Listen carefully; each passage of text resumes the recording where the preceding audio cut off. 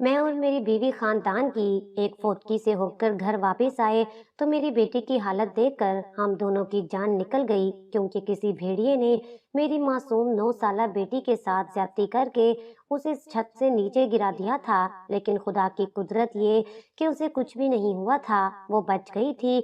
लेकिन बदनामी का दाग सारी जिंदगी के लिए उसके माथे पर लग गया था। मुलाजमा ने बताया कि ये सब मुंशी के बेटे ने किया है। मेरा तो गुस्से से बुरा हाल था।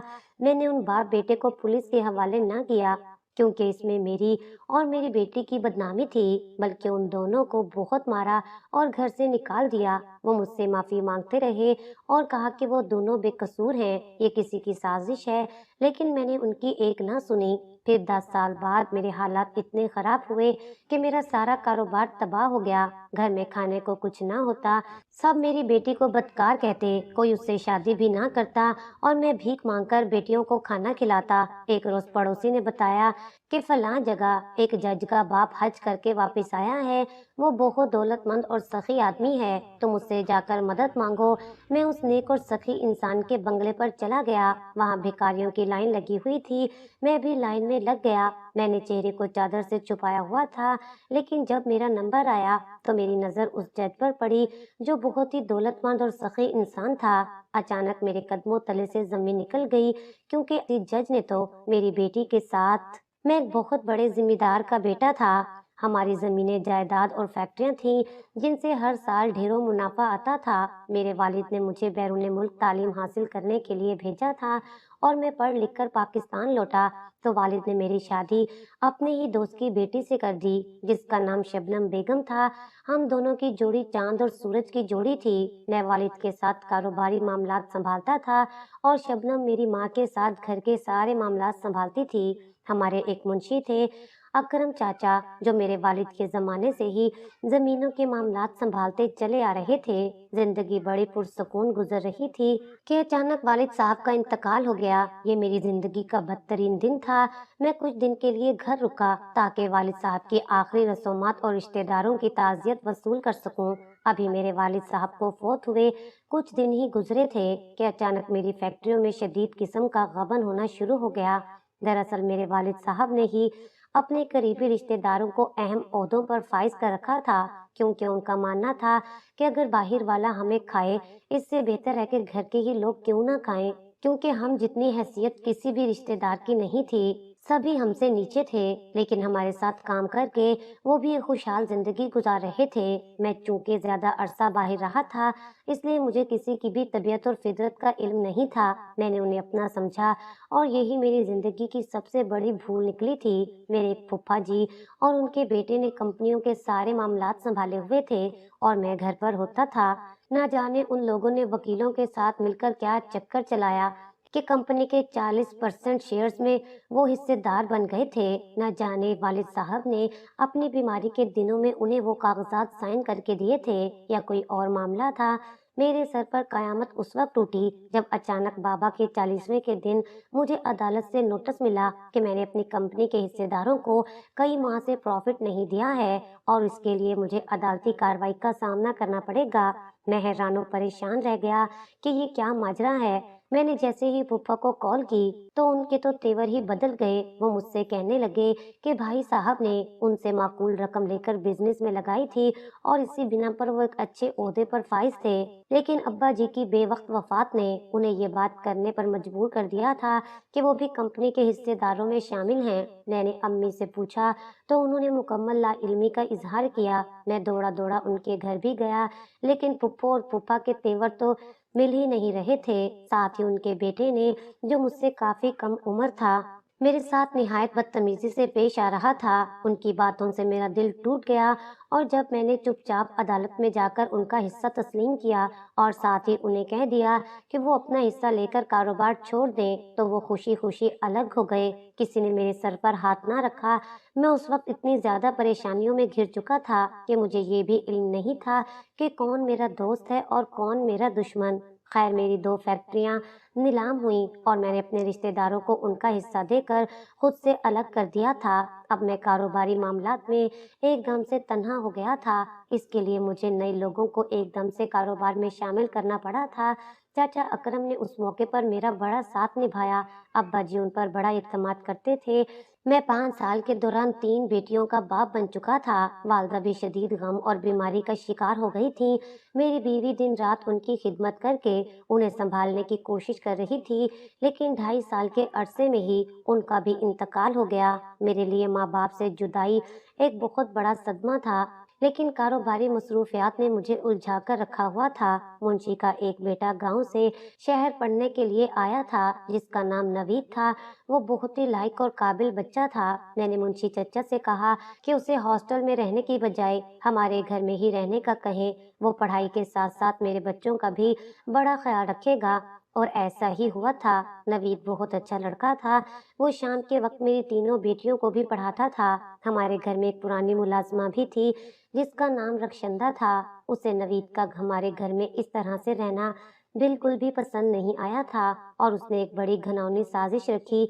मेरी बीवी की आदत थी कि वो हमारी नौकरानी रक्षंदा पर और नवीद पर अंधा एतमाद करती थी। अचानक से मेरे ससुराल में कोई फौतगी हो गई और मेरी बीवी अपनी छोटी बेटी को लेकर वहां रवाना हो गई। बड़ी दोनों बेटियों को नौकरानी के हवाले कर गई। मैं भी उस वक्त कारोबारी दौरे पर 3 दिन के लिए इस्लामाबाद गया हुआ था। अचानक मुझे फोन आया कि नवीद ने मेरी बड़ी बेटी के साथ ज्यादती करके उसे मारने की कोशिश की है। खबर ने एकदम से मेरे कदमों के नीचे से जमीन निकाल दी। मेरी बड़ी बेटी की उम्र उस वक्त 9 साल थी और नवीद 16 साल का था। मुझे इस बात पर यकीन करने में ही बड़ी दिक्कत हुई थी कि पिछले 7 बरस से मैंने जिस बच्चे को अपना बेटा बनाकर अपने घर में रखा हुआ था, वो मेरे ही घर में इतनी घटिया हरकत कैसे कर सकता था। मैं भागम भाग घर पहुंचा। मेरी बीवी भी वापस आ गई थी। मैंने नवीद और उसके बाप को मार मार कर उनकी खाल उधेड़ दी थी। नवीद रो रो कर कसम खा रहा था कि उसने ऐसा कुछ नहीं किया, लेकिन नौकरानी का कहना था कि नवीद ने ही ये सब किया है। एक तरफ मेरी बेटी मौत और जिंदगी की कश्मकश में थी, उसके सर में शदीद चोट लगी थी। नौकरानी का कहना था कि वो मेरी छोटी बेटी को अपने साथ लेकर मार्केट गई हुई थी और घर में नवीद और मेरी बड़ी बेटी नताशा अकेले थे। जब वो वापस लौटी तो घर में दाखिल होते ही उसने नताशा की चीखें सुनी, और जब तक वो ऊपर वाली मंजिल पर पहुंची, नवीद उसके साथ ज्यादती करके उसे उठाकर नीचे फेंक चुका था। और फिर रोते हुए नौकरानी के पास पहुंचा कि बच्ची खेलते खेलते बालकनी से नीचे जा गिरी है। मुंशी चचा भी रो रहे थे। उन्हें भी ये यकीन नहीं था कि उनका बेटा कोई ऐसी हरकत कर सकता है। मैं मुसलसल सदमे में था। मैं नवीद से पूछता भी तो क्या पूछता।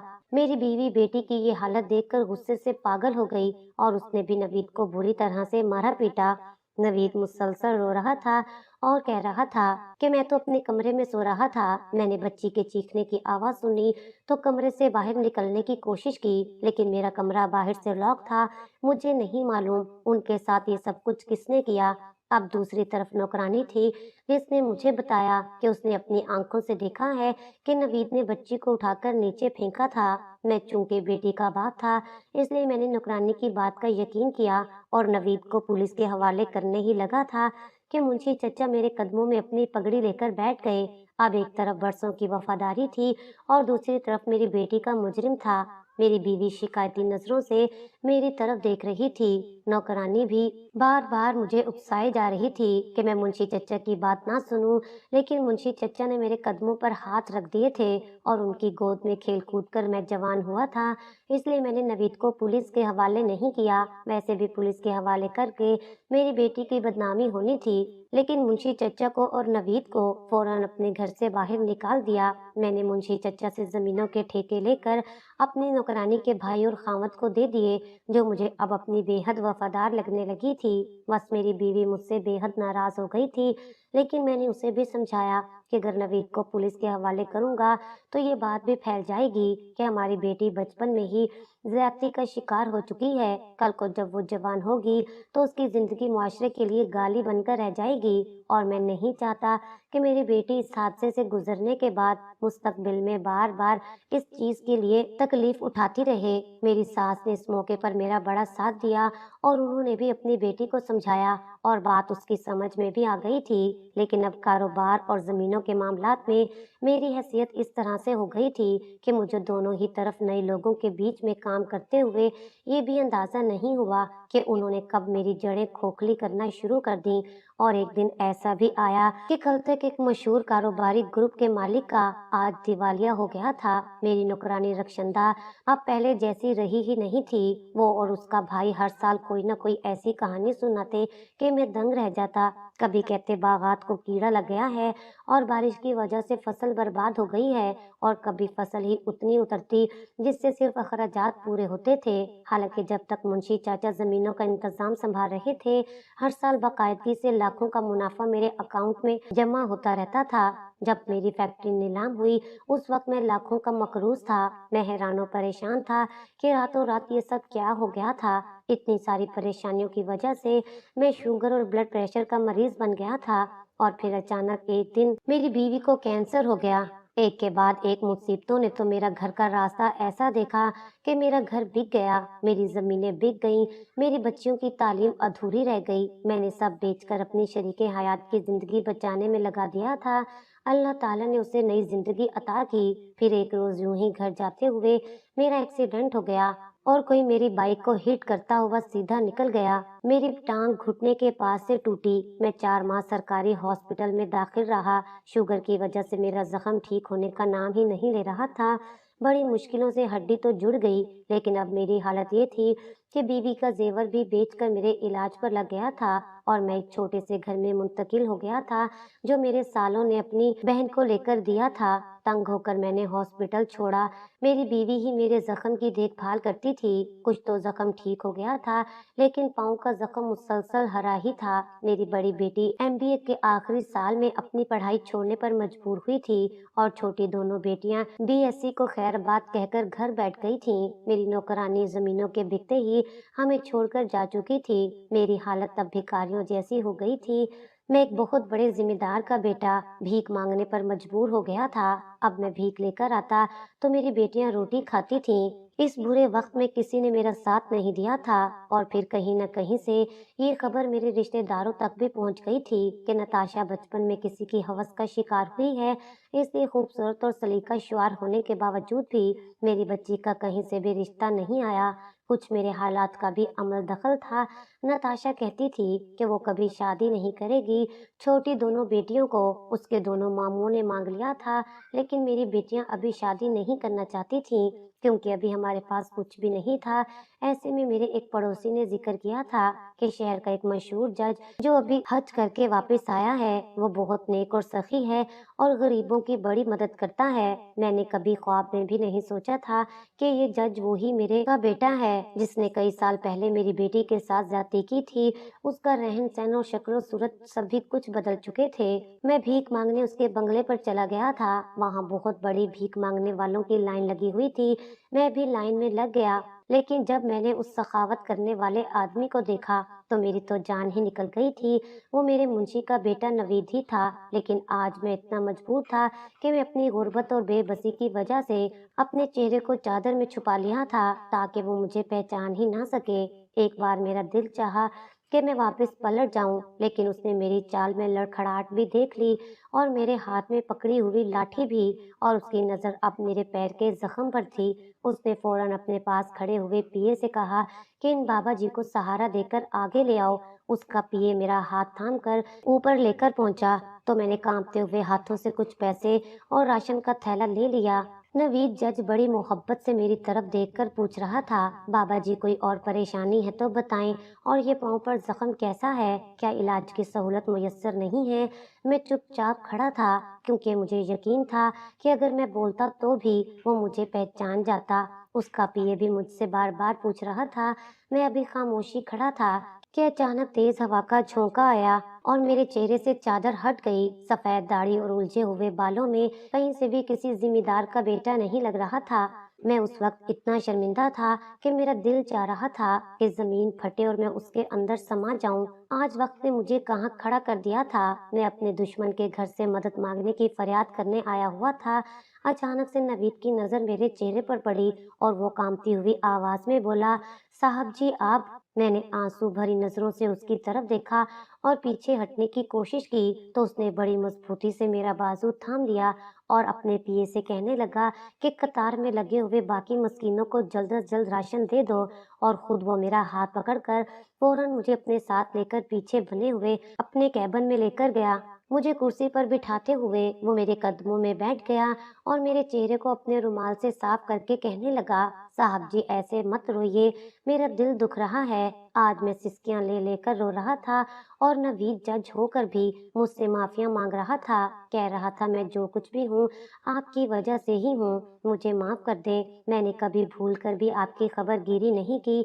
आप तो मुझे मुजरिम समझते हैं, लेकिन मेरा खुदा गवाह है कि मैंने वो जुल्म नहीं किया था। मेरे अब्बा जी ने भी मुझे अब तक माफ नहीं किया। मैं बड़ी से बड़ी कसम उठाने के लिए तैयार हूँ। मैं वादा करता हूँ कि उसके बदले में आप जो बोलेंगे मैं वो ही करूँगा। आपके असल मुजरिम को भी पकड़ूंगा।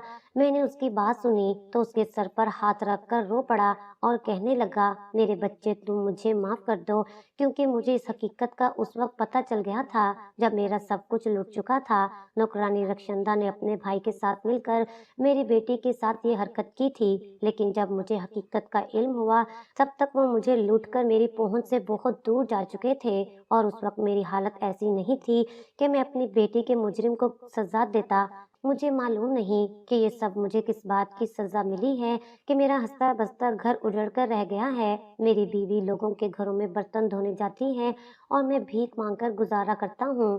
बेटा मुझे सरकारी अस्पताल में भी इलाज के लिए धक्के खाने पड़ते हैं। बरसों से जमा गुबार मेरी आंखों से आंसू बनकर बह रहा था। नवीद कहने लगा, साहब जी ऐसे मत रोइए, मेरा दिल बहुत दुखी है। मैं आपके मुजरिमों को सजा जरूर दिलवाऊंगा। साहब जी मैं बहुत शर्मिंदा हूँ। मैं पिछले 3 साल से जज बन गया हूँ। मेरा भी फर्ज बनता था कि मैं आपको ढूंढता। उस नौकरानी के इरादे शुरू से ही गलत थे। बाहर राशन की तकसीम खत्म हो चुकी थी। पीए जैसे ही कमरे में दाखिल हुआ तो ये देखकर हैरान रह गया और परेशान हो गया कि उसके साहब एक भिखारी जैसे हुलिये के बूढ़े इंसान के कदमों में बैठे हुए थे। वो मुंह खोले खड़ा था और हम दोनों को देख रहा था। नवीद ने अपना चेहरा साफ किया और उसकी तरफ मुंह करके कहा, सदीकी साहब ऐसा करें, आज का बाकी प्रोग्राम कैंसिल करें। मुझे आज बड़ी ही जाती किस्म की मसरूफियत है। मेरी गाड़ी तैयार करवाइए और प्रोटोकॉल की गाड़ी मेरे साथ नहीं जाएगी। उसका पीए बड़े शान खोकर कहने लगा, सर गाड़ी तो तैयार करवा देता हूँ, लेकिन शहर के हालात ऐसे नहीं हैं। अकेले आपको कहीं जाने दें, इसलिए आप हमारी बात को समझे। प्रोटोकॉल की गाड़ी हर सूरत आपके साथ जाएगी। नवीद जट के चेहरे पर परेशानी के तासुरात थे। मैंने उसका हाथ पकड़कर कहा, बेटा पीए सही कह रहे हैं। तो वो भी रजामंद हो गया। थोड़ी ही देर बाद हम दोनों गाड़ी में सफर कर रहे थे। नवीद ने गाड़ी रास्ते में रोकी और घर की जरूरियात का सारा सामान रखवा दिया। ढेर सारे फल फ्रूट खरीदे और पौने घंटे बाद वो मेरे घर के सामने पहुंच गया। अहले मोहल्ला बड़े हैरानो परेशान होकर उसकी सरकारी गाड़ी देख रहे थे। जब नवीद ने गाड़ी से उतरकर मेरे लिए दरवाजा खोला और मुझे सहारा देकर मेरे घर के अंदर दाखिल हुआ तो लोगों की आंखें फटी की फटी रह गईं। मेरी दोनों छोटी बेटियां अंदर जोहर की नमाज पढ़ रही थीं और नताशा सिलाई मशीन पर झुकी हुई थी। एक अजनबी इंसान को देखकर वो घबराकर उठ बैठी थी और अपने पुराने से दुपट्टे को और भी आगे कर लिया था। नवीद की नजरें झुकी हुई थी। मैंने खुशी खुशी सबको बताया कि ये नवीद है तो उसके चेहरे पर परेशानी नजर आने लगी। मेरी बीवी भी उसी वक्त काम खत्म करके लौटी थी।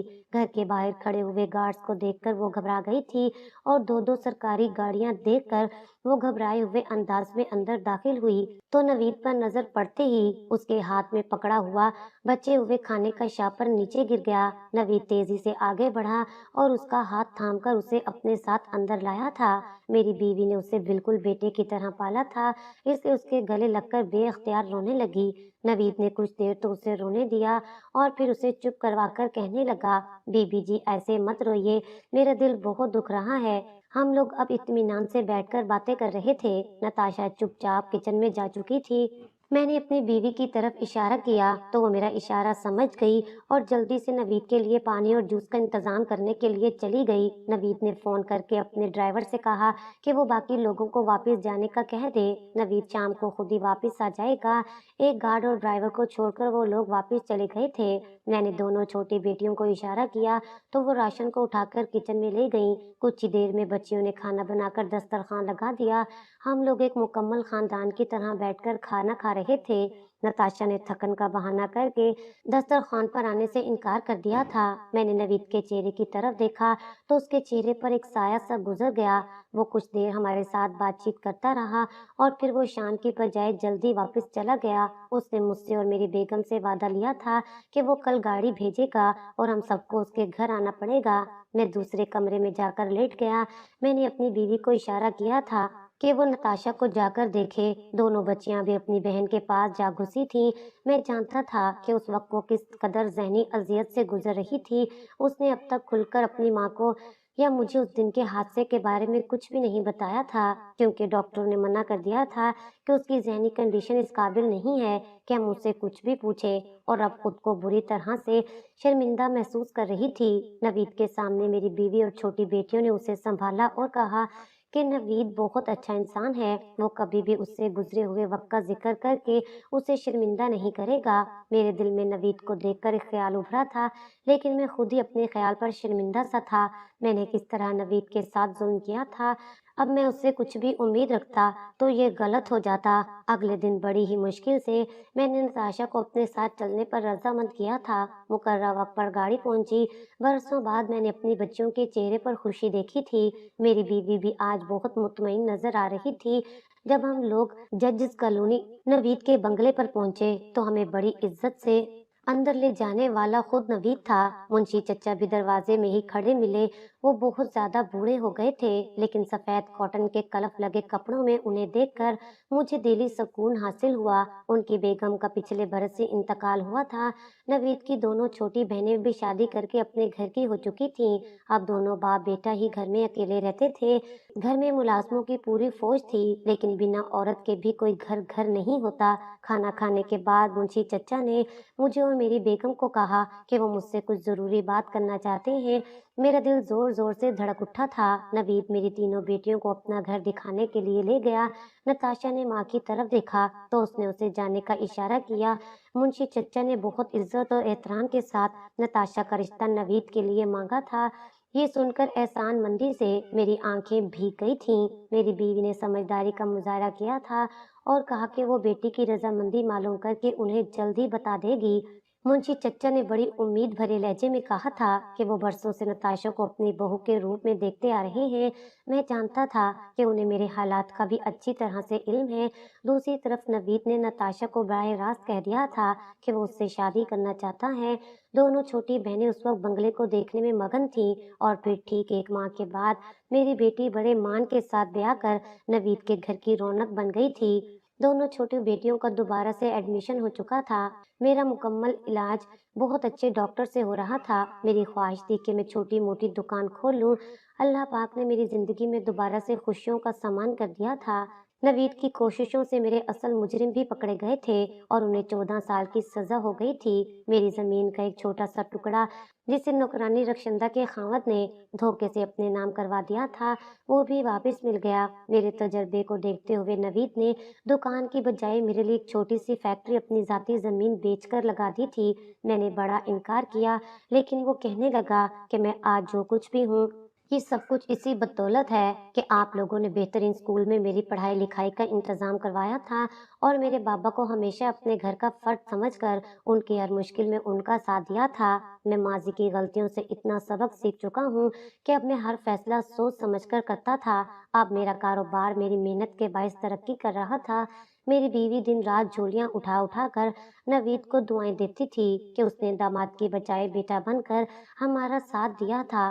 برسوں کی تکلیف کاٹ کر خدا نے ایک بار پھر سے مجھے اس قابل بنا دیا تھا کہ اب میں فخر سے دنیا کو بتا سکتا تھا کہ لاکھ دھوکے اور فریب کھا کر بھی اگر کوئی ایک مخلص انسان سنبھالنے والا مل جائے تو بڑی سے بڑی مشکل آسان ہو جاتی ہے۔ نوید جیسے اعلیٰ ظرف انسان اس دنیا میں بہت ہی نایاب ہیں۔ اللہ پاک میرے اور آپ سب کے گھر والوں کو کسی کی بری نظر نہ لگائے، آمین۔